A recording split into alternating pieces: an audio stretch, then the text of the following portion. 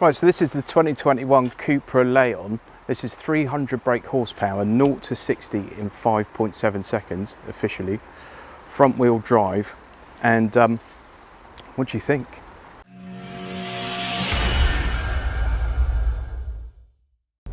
So here we are in the CUPRA Leon. Let's see how this baby drives.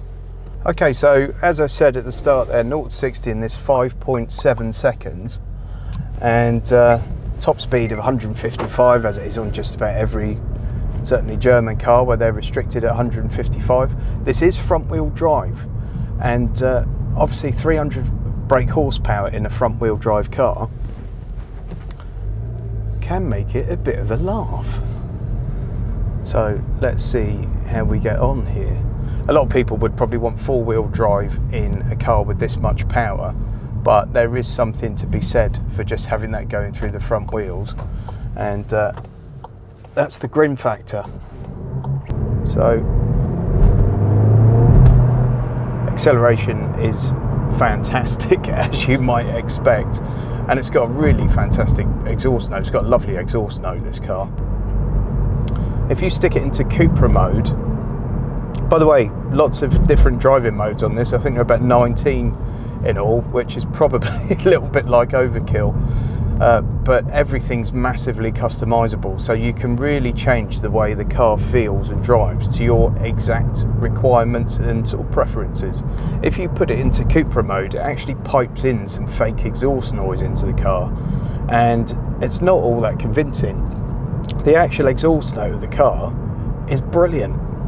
It's magic. It's got a great exhaust note, and then you stick it in CUPRA mode and it pumps in this fake exhaust noise that just makes it sound like a bit of a broken car, in my opinion. I don't think it's been done very well, where the rest of the car clearly has. I'm going to start off with the negatives on this car, because to me there's only one, and it's not major, and that's the infotainment system.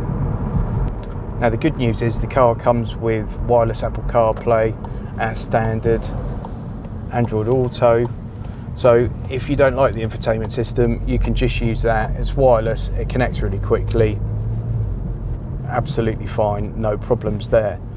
The actual sat-nav system's fine as well. It's not the sort of liveliest or sort of most responsive of systems, but it's not awful, and it's certainly very, very usable if you didn't want to use Apple CarPlay or Android Auto and you just want to use the standard system for the car. It's not awful at all.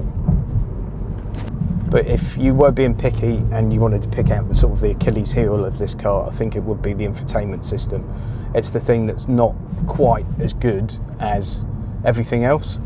The steering wheel is sort of standard VW spec, if you like. It's got this sort of carbon finish in the centre, and I've driven a lot of VW Audi group cars with a very similar steering wheel. This one is the best, and it's the best bar none that I've tried.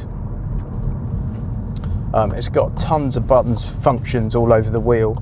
Now, another issue with the infotainment, you could say, is the fact that it's got slidey things instead of a volume knob. It's got slidey things instead of aircon. The voice control is brilliant. You just hit that button and speak and it does what you want it to do. And you've got a nice wheel here for the volume control and to mute and everything. In my opinion, it's not really let down by the fact that it's got the slidey things on here, because all the steering wheel controls are fantastic and the functionality is brilliant. You know, you don't need anything more. You don't need it over here because it's here, essentially. So driving this car around at 30 miles an hour, what's that like? Well, the suspension's obviously very firm, as you would expect, some massive wheels. It's got very stiff suspension because it's a sports car. Make no mistake, it's a sports car. So very stiff suspension, big wheels, low tyre profile means it's quite a hard ride.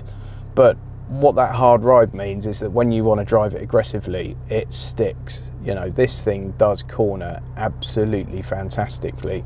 It's quite a short wheelbase, it's low to the ground. Nice weight distribution, stiff suspension. I mean, it just grips the road. It's got adaptive dampers as well, so if you want to soften it up around town, you can do that and just put it into a much more aggressive mode if you were, you know, taking it on a track day or something crazy like that. I think when you buy this car, you know, this kind of car, you're not expecting a 7 Series, are you? You're not expecting a big pillowy lounge on wheels, you're expecting an aggro little hot hatch, and that's what you get here. And it does like to go. Obviously it's got the DSG gearbox, which I know has a differing fan base. I personally love it. I know they're not everyone's cup of tea, but I like it. To me, the DSG responds much more like a manual gearbox than a lot of automatic gearboxes. And in this kind of car, I think it's perfect. If you want to just drop it down one or two, you know, it's very responsive, easy to control with your foot or with the flappy paddles here. And it sort of offers the best of both worlds. One thing I'll say for this car, which a lot of people may not comment on, it's got really good size wing mirrors. And that may sound like a stupid little observation by a stupid fat man. But for example, in that Audi A3 I had recently, wing mirrors were really small. And that, aesthetically, that might be pleasing for some people, but when you actually want to use a wing mirror as a wing mirror, having a bit more real estate there does nobody any harm. So it's really good visibility, I think, for the driver, certainly going forwards. The back's not amazing, you've got quite large pillars in the rear quarters, but going forwards, the visibility is really good. Driving position is excellent, absolutely where you want everything to be, and the overall feel and responsiveness of the car is exactly what you want in a hot hatch.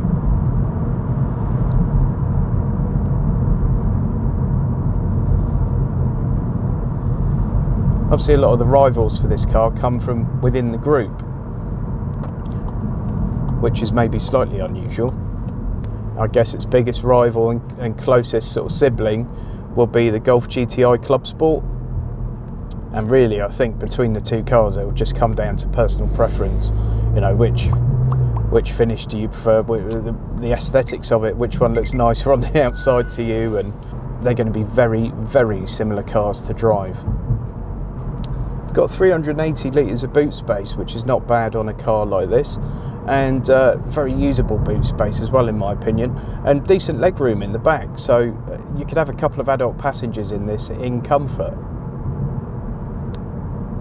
And I mean, if you've got a couple of kids in car seats, again, very easy, very simple, lots of room, not a problem. I really love the exhaust note of this car. You've got to hear it in person really, but it sounds fantastic inside. I know my mic won't pick it up, but it sounds glorious. So this is actually my buddy Chris's car that he lent to me, and I gave him some advice about car leasing. This is the first time he's leased a car. He's always previously done PCP, and he originally ordered this. This is the VZ3 spec, so it's the top level of spec in a CUPRA. And he initially ordered the VZ2, but because of the semiconductor issues, I think about 2 weeks before delivery was supposedly due, they informed him that it hadn't even got a slot in the factory yet. So he cancelled that one and just asked what else they had in stock and could they work with him on something. And he managed to get this VZ3 for only, I don't know, 20, 30 quid a month more. But he had the car within 2 or 3 weeks, as opposed to potentially waiting 6 months, 8 months, 12 months for the factory order to come through. If you order one of these in the EU, you'll get a steering wheel with the CUPRA Select thing and the start-stop button actually on the steering wheel, which looks really cool. It's like Ferrari style. And you get copper wheels on it as standard, where here you get some slightly different wheels and a slightly different steering wheel. I don't know why they wouldn't just make life easy for themselves and throw the same spec on the UK cars as they do on the EU cars, but there you go. I guess they have to make the right-hand drive for us, and they think, well, you can put up with this instead. It's no major loss, let's face it. I've driven tons of cars from VW Group. I've had half a dozen Audis, and I've also driven some Seats, and obviously CUPRA is the sort of sporty brand of Seat. How does this compare to other VW cars that I've driven, VW Group cars that I've driven, so Skodas, Seats, Audis? I must admit, I think the build quality in here is absolutely every bit as good as the Audi I had recently, until you get down to the bottom of the doors here. And again, it's the horrible plastic with ridges inside that I had on that last Audi, as opposed to the usual. They used to have very nice solid sort of door pockets with felt lining, and just gave it a real premium feel. This bit is phenomenal. The top end of the dash is brilliant. I mean, really nice materials, looks the business, incredibly well screwed together, no cracks, creaks, rattles, any of that kind of business. And then you get down here and they've reused an ice cream tub for the door card. I mean, why? And this bit, you know, it's chunky, luxurious. Couldn't ask for more, really. And then, so downsides for this car then. The infotainment could be a bit better, but you've got wireless Apple CarPlay, so probably that doesn't really matter, and it's not that bad, it just could be better. And there's some nasty plastic at the bottom of the doors. That's it. I literally have nothing else bad to say. That infotainment system, by the way, is pretty much the same as you're getting in most VW Group cars at the moment. So it's not like you're losing out by buying the CUPRA versus the VW. You're getting the same system. It's just not amazing, the system. It could be better. The startup is a little bit slow and it's not super responsive. And it has got the slidey things where it could have just done with a few knobs. But as I said, you've got some gubbins on the steering wheel that can deal with that instead. Would I have one of these cars as my personal car? Yes. Yes, yes, yes. It's great. It really is great. Obviously, a lot of people are moving to EV now, but if you want one last internal combustion engine car, you're going to get a lot more smiles and grins with this car than you will with a lot of cars on the road today. The other thing I like about this car a lot is the styling. It looks aggressive, it looks like a hot hatch, but it doesn't look like it's going to be driven by someone with an ASBO or an ankle tag on. You know, it looks like a nice premium hatchback, but quite aggressive. You know, it hasn't got a ridiculous whale tail spoiler on it, or it doesn't look tacky, is what I'm trying to say. Really badly, it doesn't look tacky. It looks like a quality car, which it is. And I know I sound like the oldest man in the world, but I'm not 18 anymore. And it's smooth as anything, just lifting the brake on and off and creeping forwards. Absolutely smooth as anything. It's got a really nice rumble coming from the exhaust. The whole CUPRA brand seems to have upset a few people. They don't seem to like the Transformers style logo on the bonnet. I like it. I think it looks cool. It looks different. I think it suits the brand. Some people don't know why SEAT have come up with this new brand. I completely get it. And for my first touch of CUPRA as a brand, they've sort of wowed me with this. I think it's great. I think it stands out from the crowd in the VW group. I'm not a VW fanboy or anything like that. I'm not one of these people that has to buy VW. In recent years, their cars have made a fair amount of sense for me for various different reasons, and reasons really that come down to my particular use case. So VW Group cars can probably be accused at times of being a bit sensible and maybe a bit dull. This has managed to tick quite a number of boxes that perhaps they don't always do. So there we go, folks. Hope you enjoyed that. Massive thanks to Chris for the loan of the car. In summary, I would just say it's a fantastic all-round package. If you're looking for a hot hatch, that is hard to beat. That car gives you a lot of grim factor, but it's really well screwed together. It's a nice car to drive. And really, you couldn't ask for too much more from a hot hatch in that sort of price bracket. Brilliant car. I mean, Chris has got that for under 300 quid a month on a lease, and I think he's done very well for himself with that one. Please just take a second to give the video a thumbs up, and if you've watched a few of my videos now and you haven't yet subscribed, please do that.